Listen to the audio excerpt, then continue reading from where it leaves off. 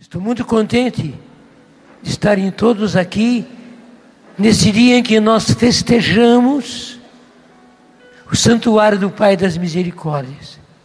Mas antes de falar a vocês, eu queria cumprimentar os músicos, porque a gente sempre se refere a esse e aquele, mas os músicos são esquecidos, não é? Então hoje eu faço a questão de cumprimentar. Você toca com uma mão só e com a outra você.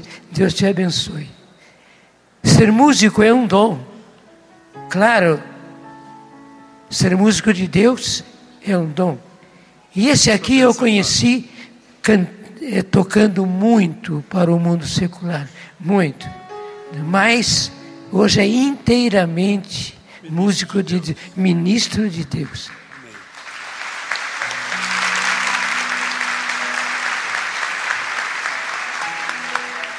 Você também é músico, né? Isso. O mestre do programa da tarde, de todos os domingos. Isso. Não é? Isso aí. O que chama mesmo? Canção Nova Sertaneja. Canção Nova Sertaneja. Deus abençoe você. Deus te abençoe. É com muita emoção que eu venho fazer essa pregação, porque depois que, graças a Deus, porque foi uma graça muito grande, eu saí daquela situação de saúde em que eu estava. Eu tenho pregado nas missas, mas ir ao palco para fazer uma palestra é a primeira vez. Então eu agradeço muito a Deus.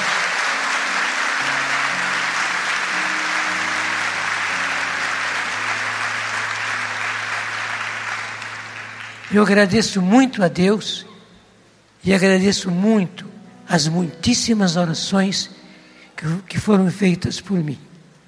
E esperem que também, graças a Deus, essa não vai ser a primeira. E não vai ser a última, porque depois da primeira virão muitas outras. Deus me dará forças, como me deu forças para sair da situação em que eu estava. Como eu dizia, nós estamos celebrando a festa do Santuário do Pai das Misericórdias. Dom Beni, nosso bispo emérito, que ontem celebrou a missa às 6 da tarde, muitos de vocês estavam presentes, eu vi pela televisão. Quando nós estávamos na reta final para o Santuário do Pai das Misericórdias, ele nos disse: todo santuário precisa ter uma festa, de maneira que todos os anos, naquele dia, se festeje o santuário. E ele mesmo já deu a sugestão. Uma vez que o santuário é do Pai das Misericórdias, por que não realizarmos a festa no dia da Santíssima Trindade? Claro, ainda mais vindo do bispo, aceitamos de imediato, e essa é a primeira vez que nós estamos celebrando a festa do Santuário do Pai das Misericórdias. E vocês têm esse privilégio, né? De estarem presentes à primeira festa. E você que vê pela televisão e por todos os outros meios que o Senhor nos concedeu, feliz de você, né? Que pode, junto conosco, festejarmos este lindo acontecimento. E eu quero começar com o texto que Deus me inspirou quando nós pensamos num santuário do Pai. A primeira ideia foi a ideia do Pai, o santuário do Pai. Parecia estranho, mas a inspiração era esta. Então eu fui buscar na Sagrada Escritura um texto que mostrasse isso. E encontrei. Então pega comigo na sua Bíblia Segunda carta aos Coríntios. Tem a primeira carta aos Coríntios e a segunda carta aos Coríntios.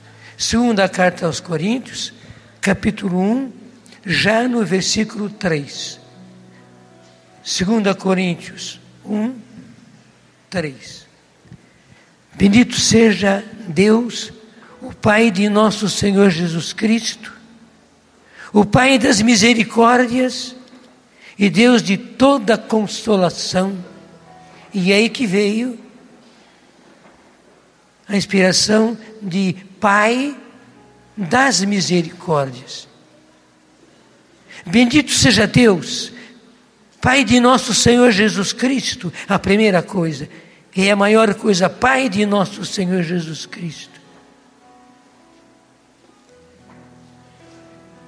E Deus, e Pai das misericórdias, Deus de toda consolação, que nos conforta em nossas tribulações, para que, pela consolação com que nós mesmos somos consolados por Deus, possamos consolar os que estão em qualquer angústia. Eu retomo tudo, porque esse é o trecho mestre do santuário do Pai das Misericórdias. Bendito seja Deus, Pai de nosso Senhor Jesus Cristo. Repete comigo.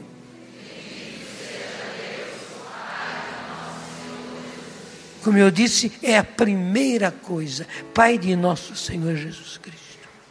Agora, Pai das misericórdias, repete. E Deus de toda consolação. Veja, muita gente estranha essa expressão Pai das misericórdias. Mas como Pai das misericórdias? É que os semitas e os judeus são um povo semita, não tinham aumentativos. Por exemplo, livro, livrão. Bonito, bonitão. Eles não tinham aumentativos. Então, muitas vezes, eles faziam aumentativo como plural. O que São Paulo queria dizer aqui, inspirado pelo Espírito Santo, que o Pai era o Pai daquela misericórdia enorme, infinita, mais do que imensa, infinita. E para expressar isso, ele colocou o Pai das misericórdias. Mas esse plural das misericórdias para ser um aumentativo. Pai de uma misericórdia infinita. E Deus de toda consolação. Também aí, Deus de toda consolação. Porque Ele é o Pai de todas as situações, de todos os momentos, de todas as circunstâncias na qual eu e você precisamos de misericórdia. Então repete comigo, obrigado, Pai. Porque o Senhor é o Pai das misericórdias.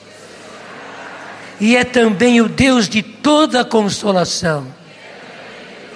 O Senhor me consola em todas as minhas situações. Sempre presente na minha vida. Nunca me abandona. E eu agradeço muito, Pai. Pai de toda consolação. Que vem uma coisa agora muito bonita, que nos conforta em todas as nossas tribulações. Isso, já nós vamos repetir. Então, quem tem tribulação aqui? Levanta a mão. Todo mundo? Todo mundo? Eu também. Agora há pouco eu citei uma grande tribulação pela qual eu passei. Demorou 5 anos. Mas o bonito é que eu tinha justamente o conforto de que, apesar de tudo, apesar de as coisas parecerem que não se mudavam, não saíam daquela situação, o Pai estava comigo. Eu tinha um Pai pleno de amor, um Pai que é todo amor. Ele estava comigo, e porque Ele estava comigo, eu podia estar tranquilo, sofrido, mas tranquilo. E aí uma coisa muito bonita para você, nas nossas tribulações, porque temos a certeza de que o Pai, e veja, não qualquer, é o Pai, não é simplesmente Deus. Claro que Deus é Pai, mas o nome Pai diz muito. A certeza de que o Pai está com você, embora você esteja sofrido, você está tranquilo. Você não se desespera, você não vive ansioso. Ao contrário, você se joga nos braços desse Pai. E justamente o jogar-se nos braços desse Pai traz a nós toda a consolação. Então, eu repito, Pai das misericórdias, Deus de toda a consolação, que nos conforta em todas as nossas tribulações. Diga comigo, que nos conforta em todas as nossas tribulações. Todos.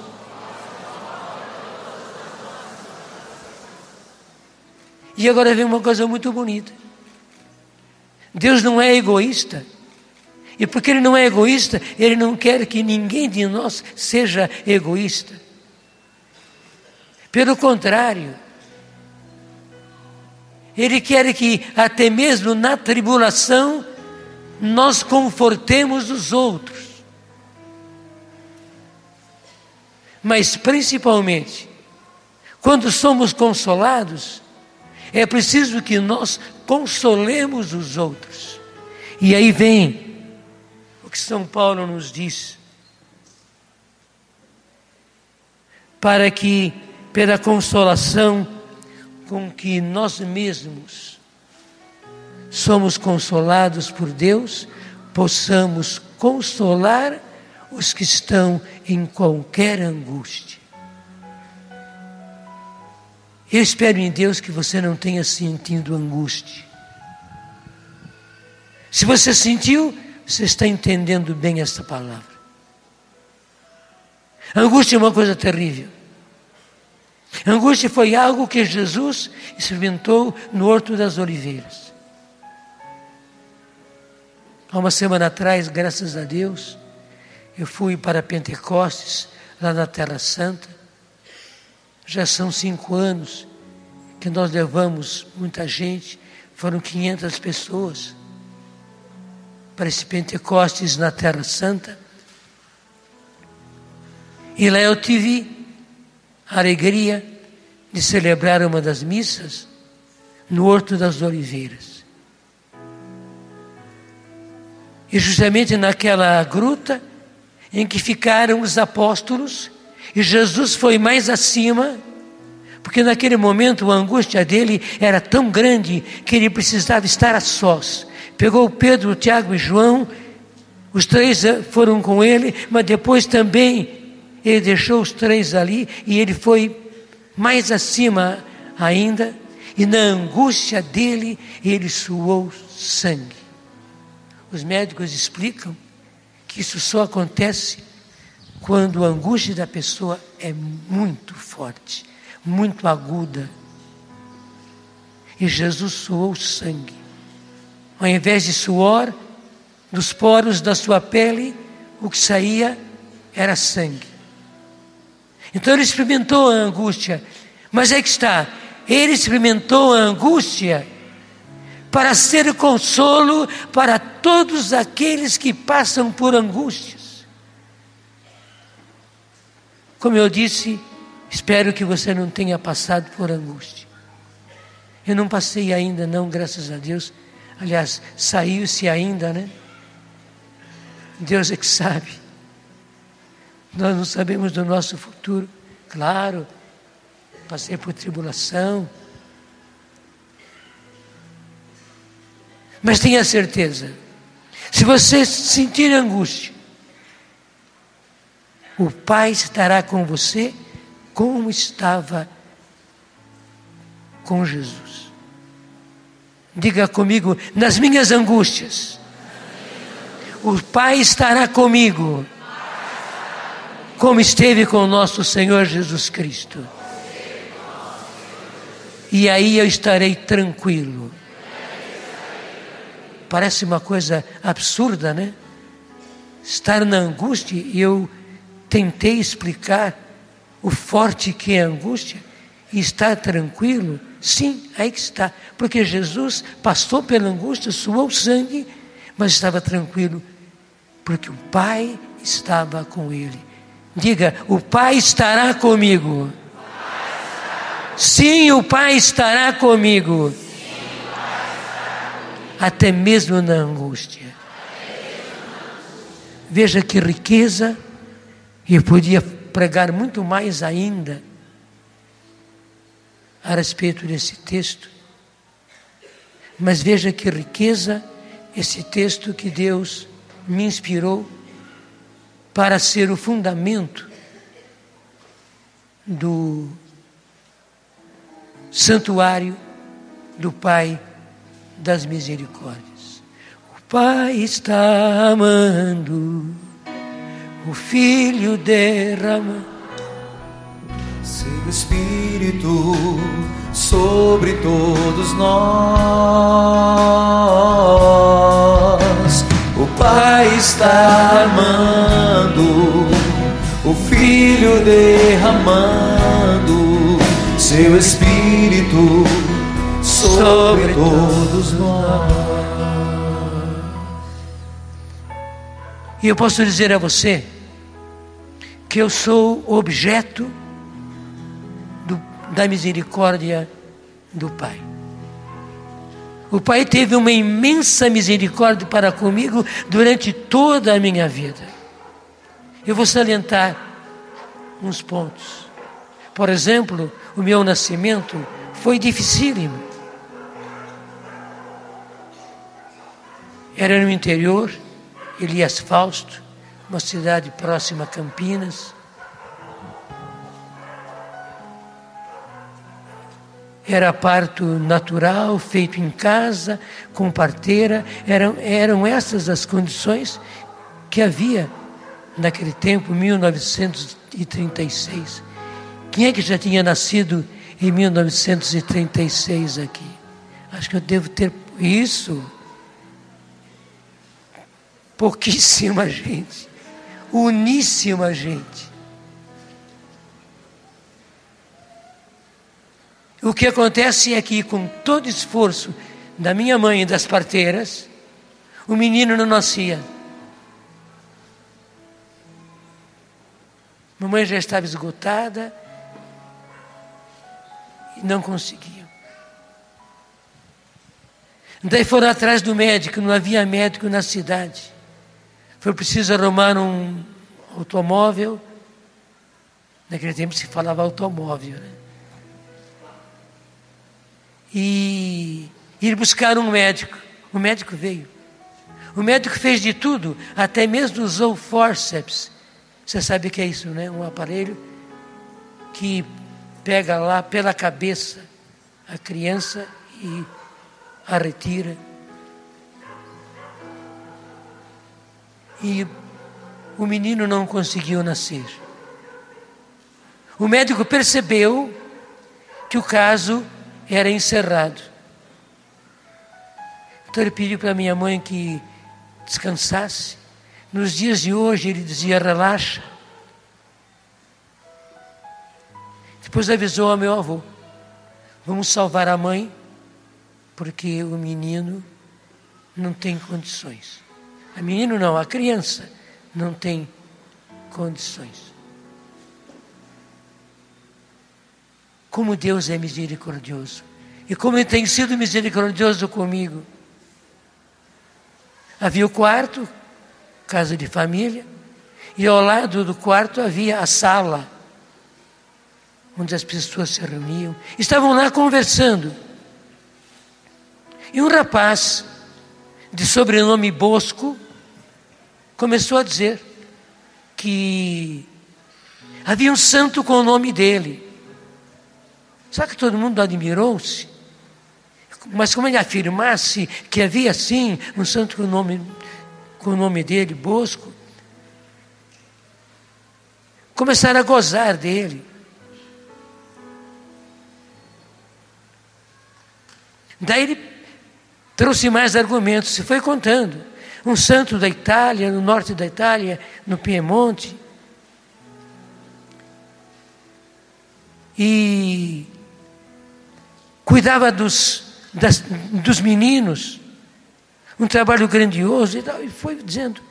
Foi canonizado agora, em 1934, portanto era recente, estava nascendo em 36, ele tinha sido canonizado em 34. E a minha mãe escutando tudo isso no quarto. Na sabedoria que Deus lhe deu, ela disse: Dom Bosco, eu não conheço o Senhor, mas eu consagro esse menino. E ela disse, agora ela disse mesmo, menino, eu te consagro esse menino. Cuida dele para mim. Gente, foi uma coisa assim inimaginável. Imediatamente minha mãe mesmo chamou pelas parteiras. Quando as parteiras vieram, não tiveram trabalho. O menino que não nascia de jeito nenhum veio praticamente espontâneo. Um esforcinho da minha mãe e o menino veio. E era menino mesmo. Muito menino, muito menino, muito menino.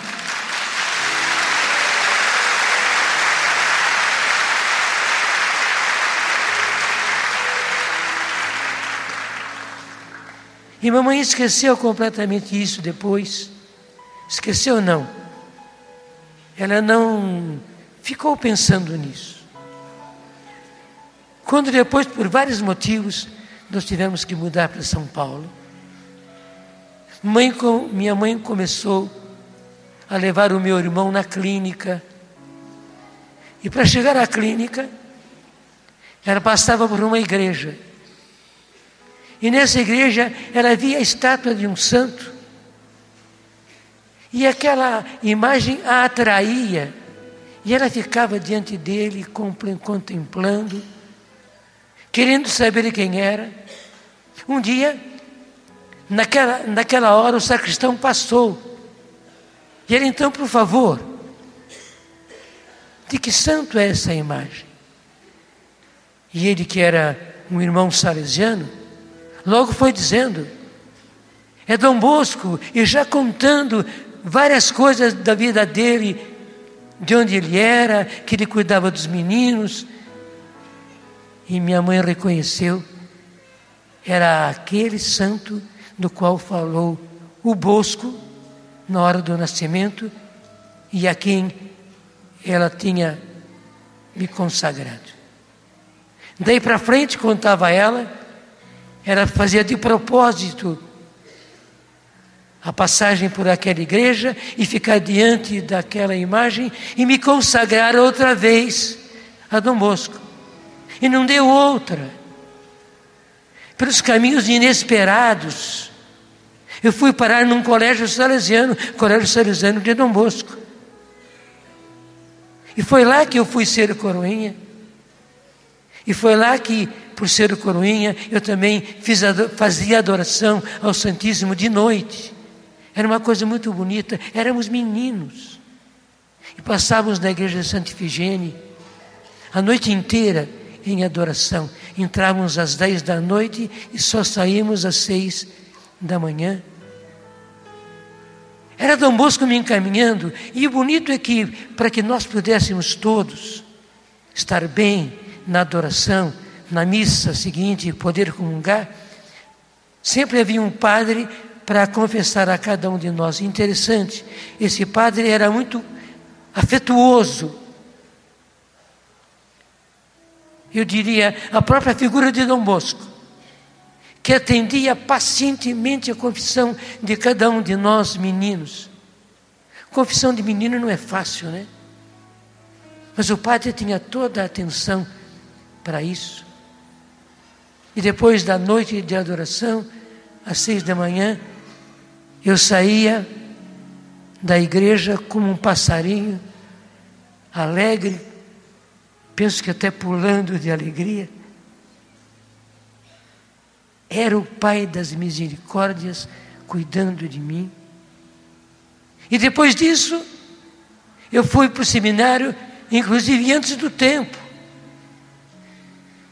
Eu não fui no tempo certo, eu fui antes, por acontecimentos que se deram no seminário, eu fui antes. E a minha vida toda, e o trabalho que eu comecei a fazer depois com os jovens, e dos jovens veio a comunidade Canção Nova, veio a Canção Nova. Eu não tenho a mínima dúvida, tudo isso aconteceu por causa da consagração que a minha mãe fez de mim a Dom Bosco. Hoje a Canção Nova é da família salesiana. Família salesiana porque Dom Bosco, muito humilde, não quis que se chamasse bosquiana ou algo semelhante, né? Ele, como era muito devoto de São Francisco de Sales, salesiano, quis chamar a sua congregação de congregação salesiana. E hoje nós somos, a Canção Nova é da congregação, da família salesiana. O reitor Mor, que terminou o seu tempo, tem um afeto muito especial por nós, que eu diria não seria devido esse afeto que ele tem. Mas quem é que põe esse afeto no coração dele? Dom Bosco. Dom Bosco quer amar a Canção Nova com o coração daquele que é o reitor Mor. O reitor Mor é o superior geral da congregação. Então, fora de dúvida, Dom Bosco cuidou de mim, porque o Pai das Misericórdias fez tudo isso. Eu faço um grande salto. Eu já era padre.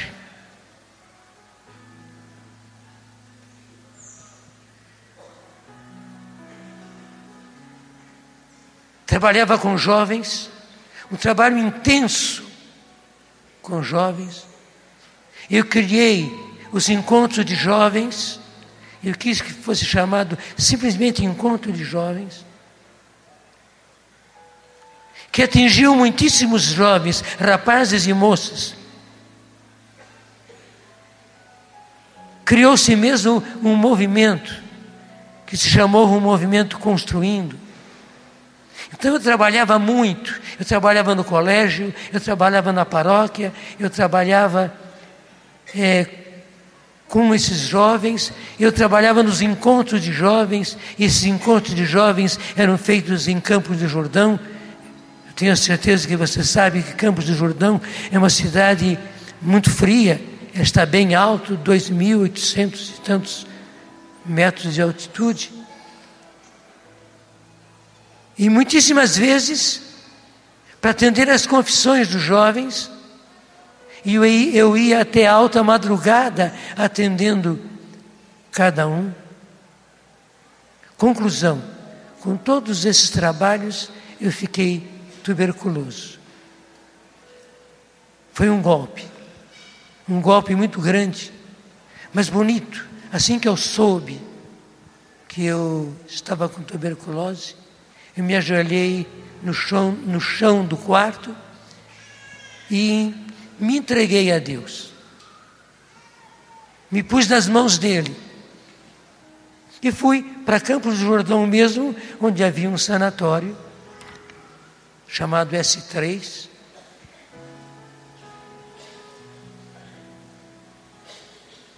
terminado o tempo de sanatório, eu estava certo de voltar para os meus trabalhos, especialmente o trabalho com jovens, porque todo ele era com jovens, um pouquinho na paróquia, mas o restante era com jovens. Eu não era o pároco, eu podia me entregar totalmente ao trabalho com jovens.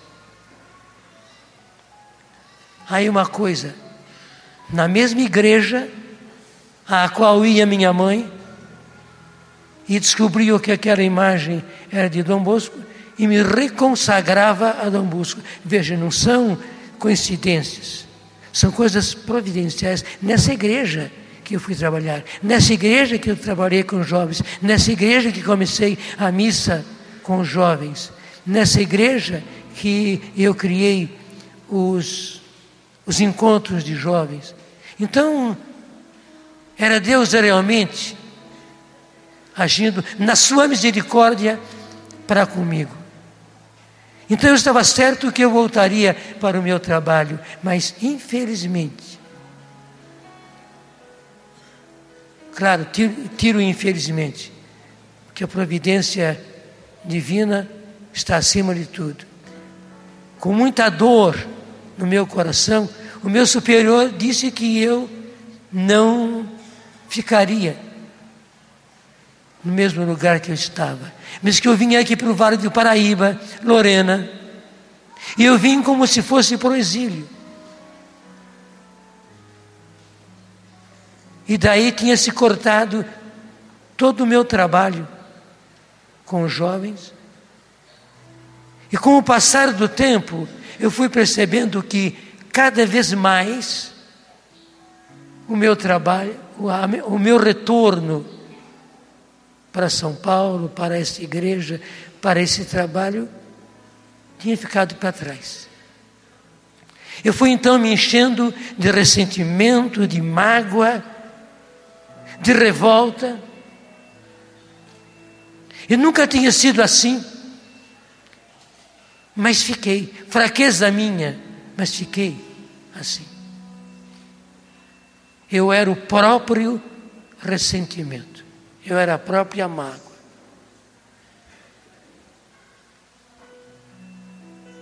E com isso, eu já não rezava mais.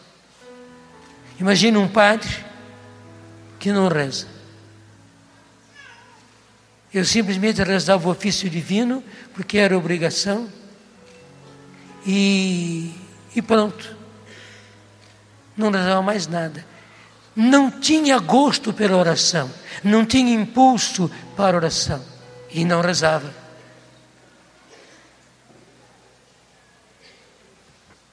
E afinal das contas, eu não sentia falta. É uma pena, mas eu não sentia falta. Uma coisa eu fiz. Eu fiz o propósito de todas as noites, antes de me deitar, rezar o Vinde Espírito Santo, encher os corações dos vossos fiéis e acender neles o fogo do vosso amor. E eu rezava antes de me deitar.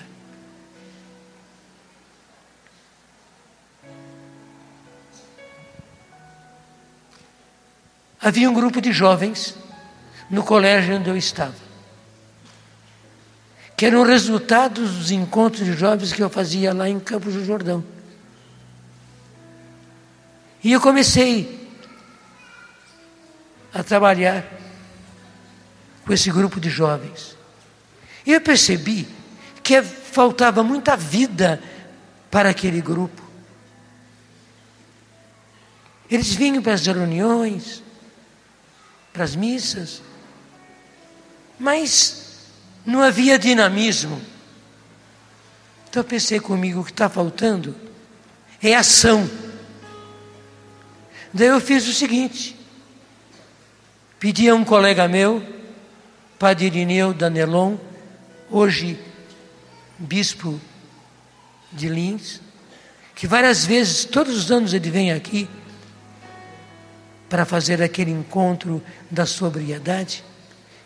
Eu pedi a ele, que era padre naquele tempo simplesmente, que viesse fazer uma palestra para nós sobre ação. Ele era muito dinâmico e ele veio. Só que o padre Irineu, fazendo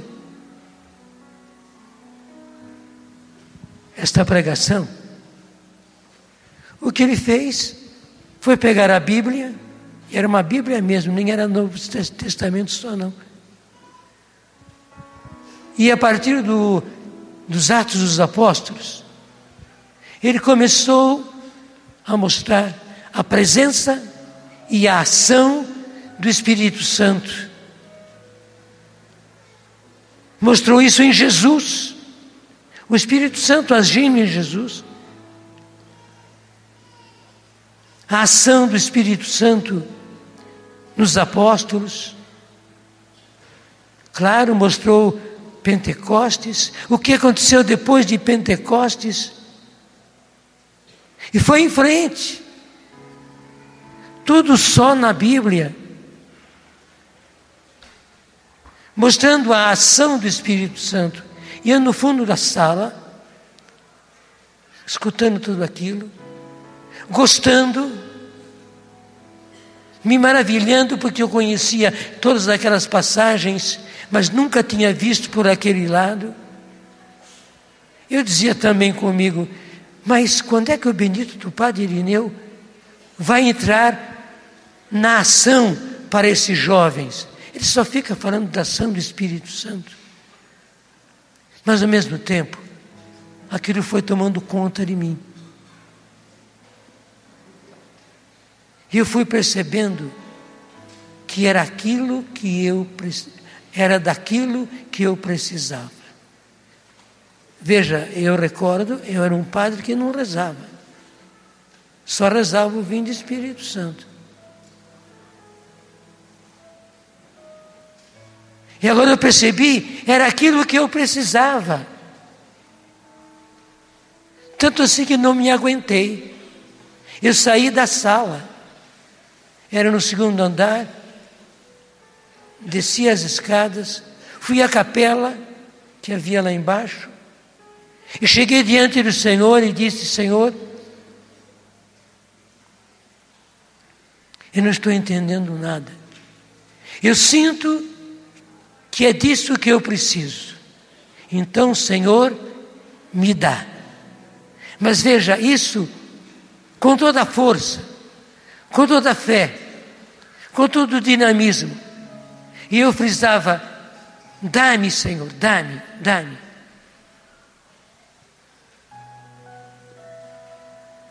Terminou a palestra, eu escutei o barulho das pessoas descendo as escadas. A Luzia, que vocês bem conhecem, participou desta palestra. Estava nesse grupo. Daí houve o intervalo. E depois do intervalo fomos para a missa. Terminada a missa, eu fui fechando as portas e janelas do colégio. E tocou o telefone. Eu fui atender.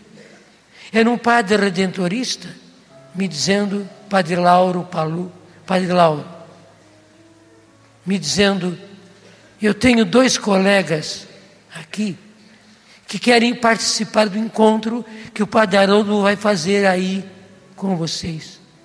Eu nem sabia desse encontro. Eu queria que você me arrumasse 2 vagas. Eu já fui logo dizendo, arrumo sim. Veja bem, eu nem sabia. Mas arrumo sim. E terminei de fechar as portas e janelas. Mas enquanto eu voltei a fechar as portas e janelas, subiu uma coisa dentro de mim. Eu vou fazer este encontro. Daí fui me informar, porque eu não sabia de nada. Mas daí me explicaram que era o padre Haroldo Hahn, um sacerdote jesuíta, ainda hoje muito ativo, que estava correndo todas as partes. Ele correu o Brasil inteiro, levando o que ele chamava de experiência de oração. Ele vinha fazer um dia, era um dia só, dia 2 de novembro, como não havia aulas, ele vinha fazer um dia com os nossos seminaristas. E eu já disse, eu quero fazer esse encontro, não posso deixar de fazer. E fui curtindo aquilo dentro de mim.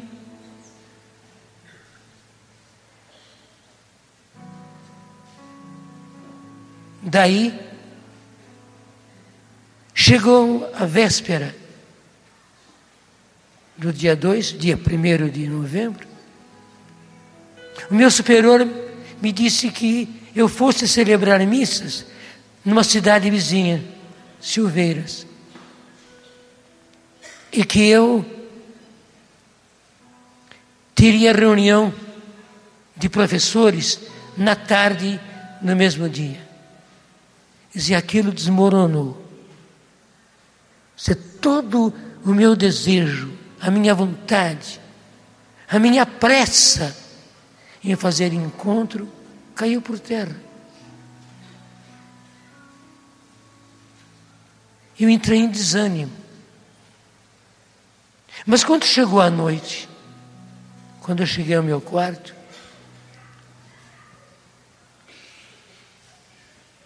e eu ia rezar o Divino Espírito Santo, eu parei e entreguei nas mãos de Deus.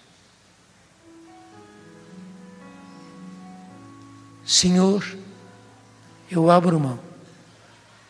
Está nas suas mãos. Eu queria muito fazer esse encontro. Eu precisava fazer esse encontro. Mas eu entrego nas suas mãos. E daí eu rezei o Divino Espírito Santo. Acho que eu rezei com mais fervor. No dia seguinte,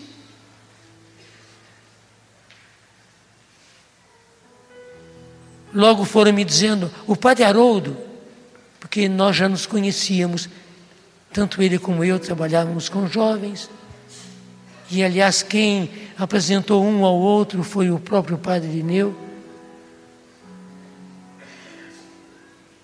O padre Haroldo quer falar com o senhor. E lá fui eu. Foi bom, estivemos juntos, conversamos e tal. Só que eu já sabia o meu destino. O meu destino era celebrar as missas do dia 2 de novembro e à tarde reunião de professores.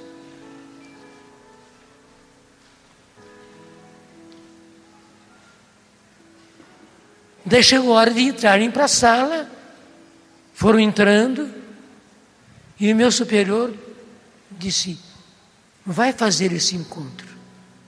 Eu fiquei admiradíssimo e virei para ele e disse, mas o senhor pediu que eu fosse, pediu não, o senhor mandou que eu fosse celebrar missas lá naquela cidade, Silveiras.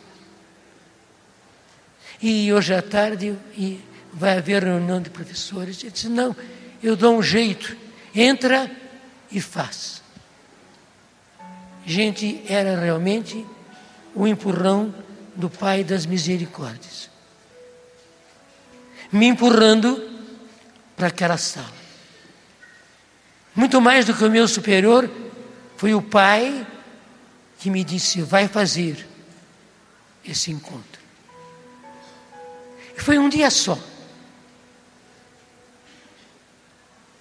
O padre Haroldo falou a respeito do que estava acontecendo no mundo com a renovação carismática católica. Isso era 1971. Aí tem bem mais gente, não é? Que já tinha nascido em 71, mas muita gente também não tinha nascido ainda em 71. E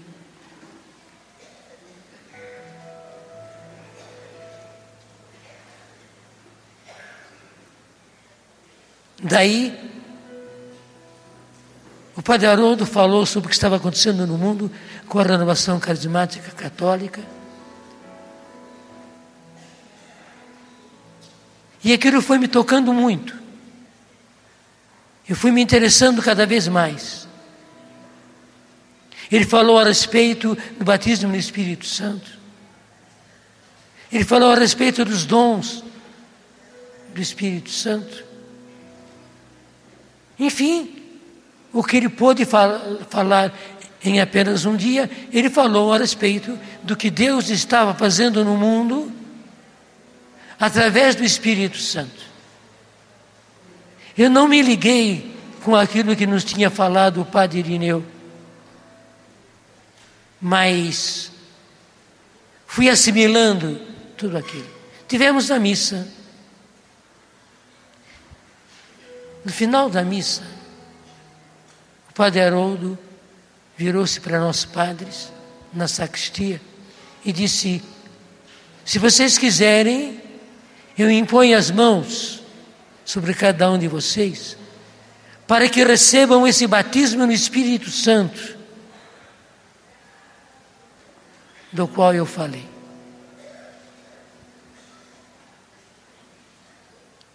Os padres se entreolharam, aliás, nos entreolhamos, mas ficava feio não aceitar. E aceitamos. E o Padre Haroldo foi passando um por um e orando por cada um. Quando ele chegou na minha vez, eu desejava do fundo do meu coração. Eu entendi o que o Padre Irineu tinha dito naquela palestra. Era daquilo que eu precisava.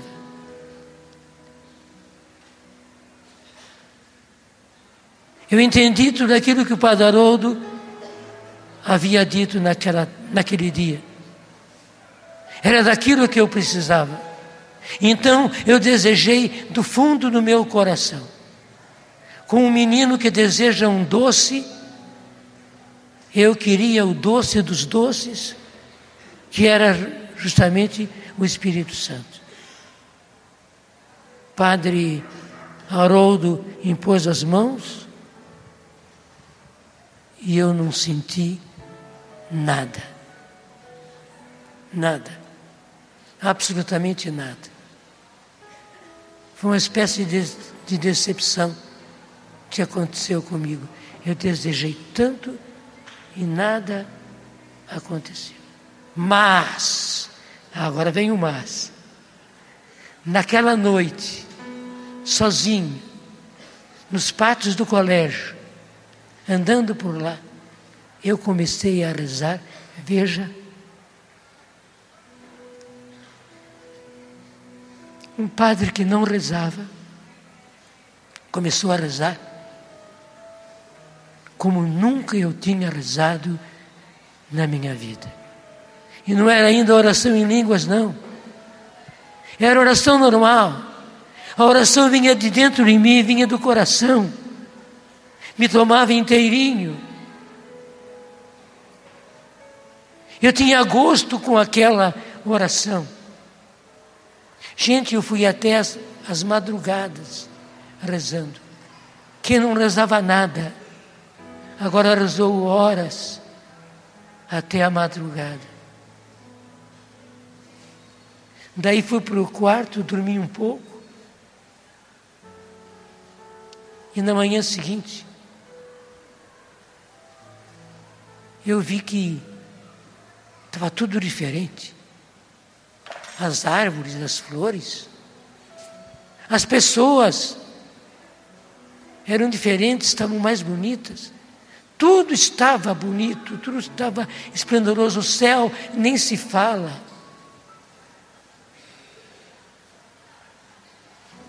Eu não podia imaginar que não eram as coisas que estavam bonitas.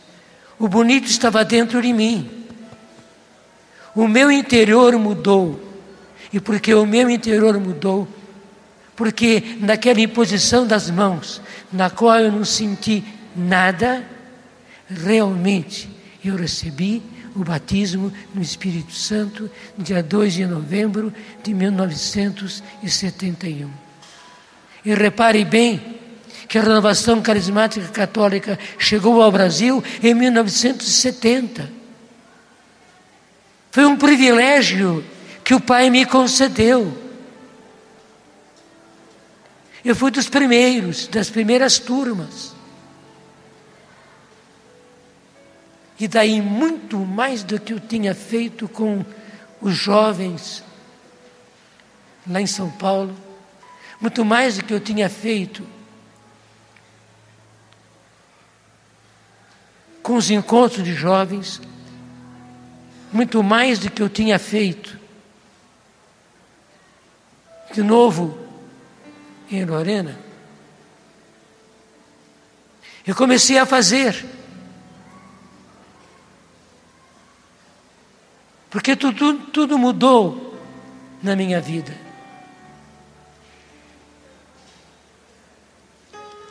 Interessante. A minha oração mudou. Aliás, eu tinha que mudar, né? Eu não rezava. Infelizmente. Mas a minha oração mudou. Ela tinha força, ela tinha alegria, ela tinha vida. O ofício divino, que antes eu rezava por obrigação, tomou vida. E eu rezava com gosto. A celebração da Eucaristia. Eu comecei a celebrar de uma maneira totalmente diferente. A minha pregação mudou. Até mesmo o arrependimento dos meus pecados mudou. Quer dizer, não eram grandes pecados, graças a Deus, mas os pequenos pecados, os pequenos deslizes, me causavam um grande arrependimento. Tanto assim que eu saía, ia para a Aparecida, para me confessar lá.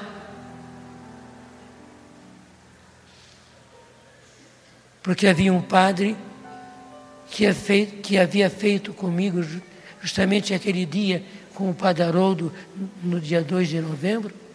Então, ele mais facilmente entendia o de que eu precisava. Padre Rodolfo, redentorista também ele. E fazia uma boa confissão todos os meses e toda vez que eu precisava. Daí então, eu percebi de que eu não era o que eu devia ser ainda. Eu não era ainda o que Deus queria que eu fosse. Mas eu não era o que eu era. Eu já era uma outra pessoa pela ação do Espírito Santo.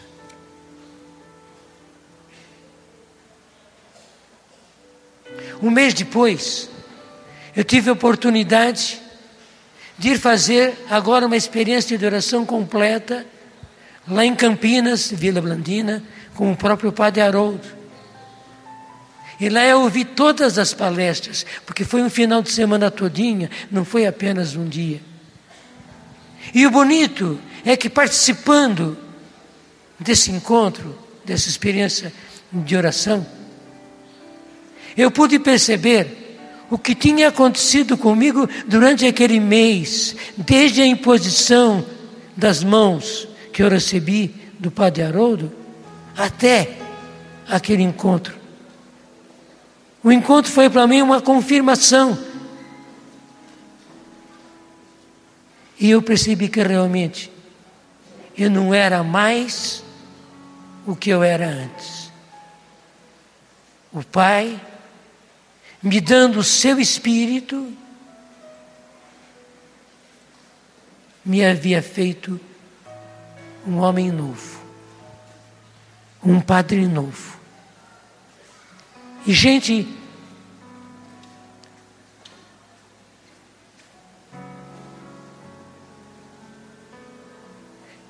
eu só posso dizer que tudo isso que você vê hoje, porque veja, de 71 para cá, passaram-se bons anos, mas tudo aquilo que você vê na Canção Nova, tudo aquilo que você contempla pelos meios de comunicação que Deus foi me dando, tudo isso veio daquele momento da imposição das mãos e o batismo no Espírito Santo. A raiz de tudo estava ali.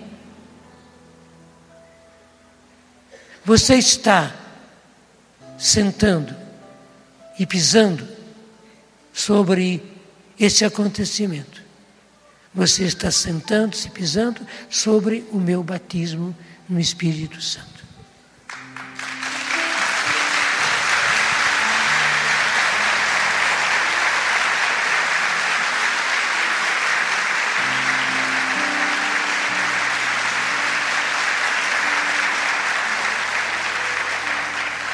Obrigado. Eu percebo que havia acontecido comigo o que aconteceu em 1967, foi logo depois do concílio.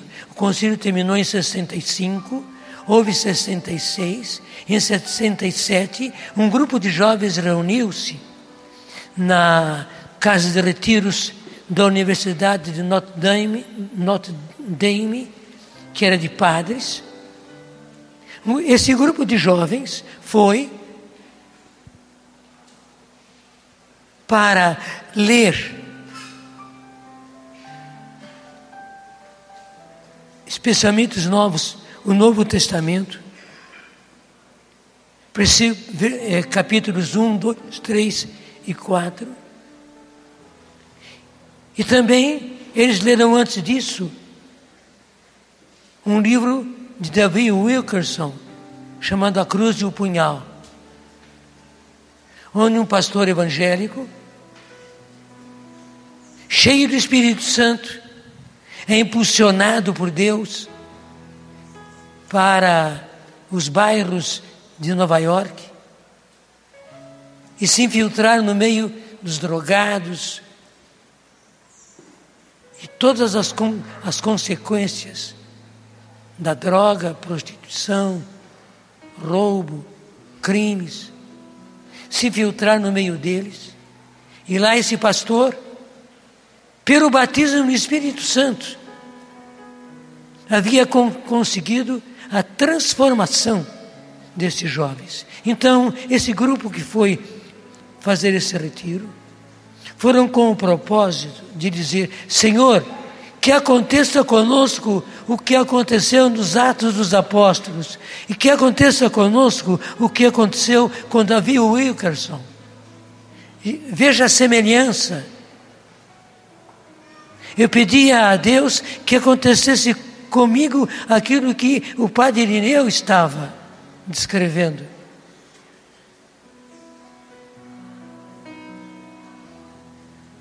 E o bonito,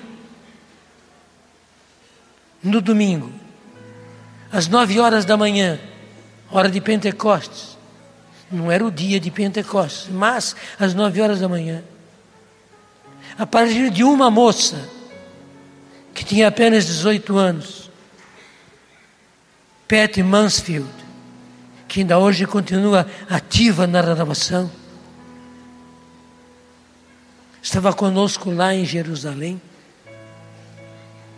A partir dela, que foi batizada no Espírito Santo ali, diante do sacrário, simplesmente, ninguém impôs as mãos sobre ela, portanto, era legitimamente católica, digamos assim. Então, batizada no Espírito Santo, ela começou a orar em línguas. Ela tinha ouvido falar em oração em línguas, tinha lido nos Atos dos Apóstolos, mas nunca tinha visto essa experiência, e aconteceu com ela. Logo em seguida entrou na capela uma segunda moça, e a Pet orou sobre ela, E essa moça também começou a orar em línguas, portanto mostrando que havia sido batizada no Espírito Santo. Entrou mais um e mais outro, entrou o grupo e tal, e cada um daqueles que vieram para aquela capela foram sendo batizados no Espírito Santo e formaram um grande grupo e um coro maravilhoso de pessoas orando em línguas pela primeira vez. Naquela universidade nunca ninguém tinha visto isso. Nos Estados Unidos apenas os evangélicos tinham essa experiência. Aconteceu isso com eles. E isso havia, graças a Deus, acontecido comigo. E mais ainda, com aquele mesmo grupo de jovens com o qual eu comecei a trabalhar. Levamos essa experiência. Eu também orei por eles. Naquele tempo se orava um por um, pedindo que todos eles fossem batizados no Espírito Santo.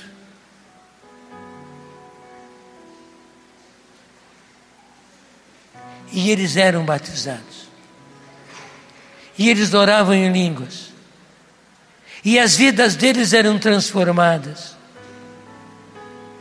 A experiência de Notre Dame aconteceu conosco. E de nós, graças a Deus, se espalhou por esse Vale do Paraíba, cidade por cidade. Foi para o sul de Minas. Foi para o norte do Rio de Janeiro. Eu diria assim, foi um espetáculo. Só o Pai das Misericórdias podia fazer isso.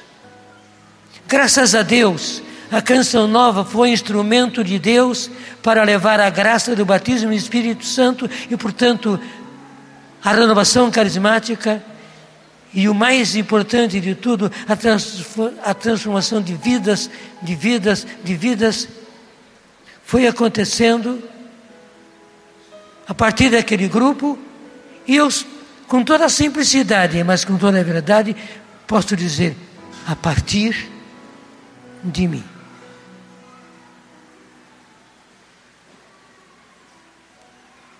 Houve um senhor,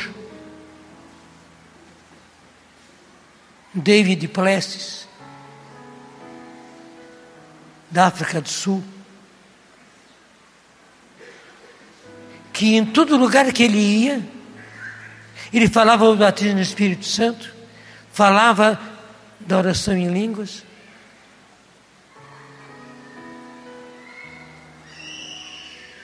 E nunca deixava de falar. Mesmo que dessem para ele outra pregação, outra conferência, ele dava um jeito e colocava a explicação do batismo no Espírito Santo, a explicação do dom de línguas, e orava pelas pessoas para que elas a recebessem. Eu vi isso pessoalmente em São Paulo, quando Dom Paulo Evaristo Arnes, que havia conhecido David Plessis durante o concílio, o convidou para vir a São Paulo, e ele veio. Deram um título para a conferência dele, e ele fez. Mas só que, no final, ele entrou falando do batismo no Espírito Santo, falou a respeito do dom de línguas, e orou por todos nós que estávamos lá, a partir do cardeal. O que aconteceu com os outros, eu não sei, porque talvez muita gente foi lá só por curiosidade. Mas eu sabia o que havia acontecido comigo, e mais uma vez eu saboreei pela oração daquele homem de Deus, David Plessis, da África do Sul. Eu degustei como é bom o Senhor, como Pai das misericórdias, logo depois do concílio, trouxe essa graça para a igreja e para o mundo. Homens e mulheres batizados no Espírito e tendo as suas vidas transformadas. Senhor, eu não posso deixar de fazer a mesma coisa. Vamos ficando em pé.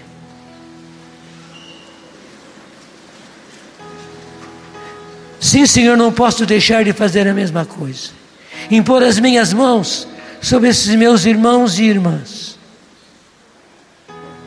E pedir, Senhor, sobre todos eles, sobre aqueles que já receberam essa graça do batismo no Espírito Santo, pedir porção dobrada do Espírito Santo.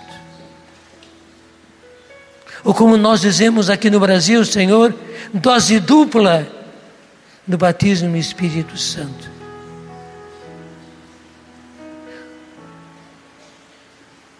Foi o que pediu Eliseu ao profeta Elias. Sim, Senhor, dá a eles porção dobrada do Espírito Santo.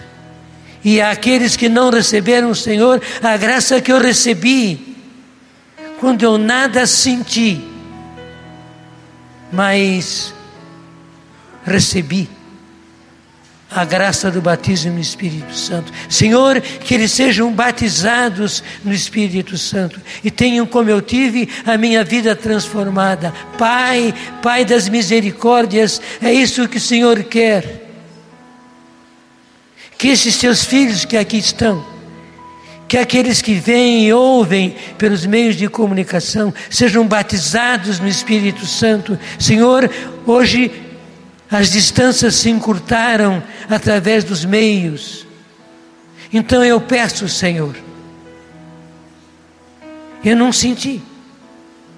O Senhor é quem sabe, que eles sintam ou não sintam, mas o importante é que eles sejam batizados no Espírito Santo, cheios do Espírito Santo, tendo as suas vidas transformadas, e recebam, Senhor, também o dom das línguas, o primeiro dom que os apóstolos receberam no dia de Pentecostes, que é o dom para todos. Então, Senhor, que eles recebam essa graça, para que isso também os ajude na oração e que isso os ajude na transformação de vida que o Senhor quer lhes dar.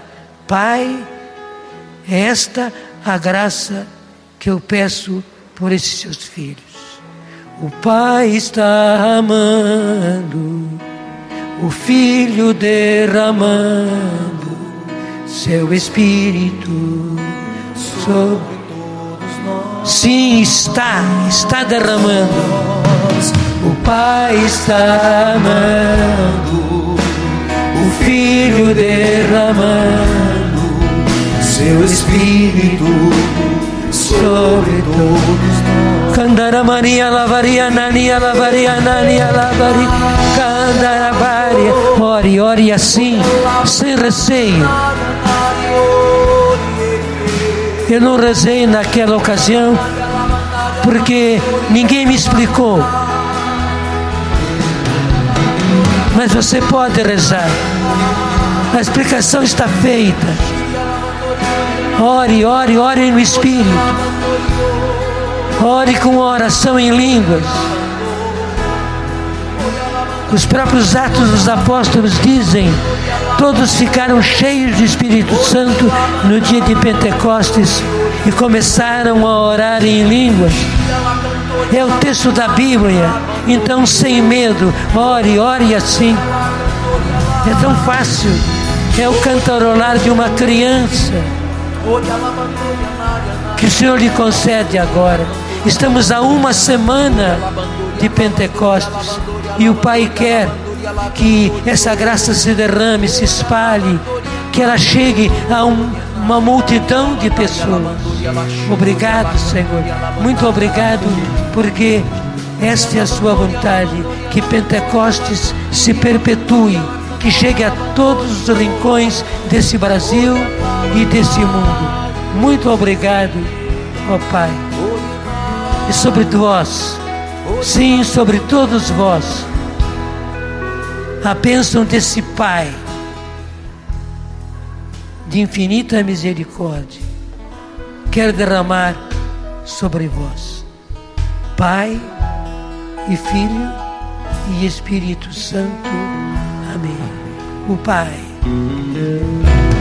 Pai está amando, o Filho derramando seu Espírito sobre todos nós. Levanta o seu braço e canta. O Pai está amando, o Pai está amando, o Filho derramando seu Espírito sobre todos nós. Você, o Pai está amando, canta com vigor. O Pai, o Filho derramando seu Espírito. O Pai está amando, o Pai está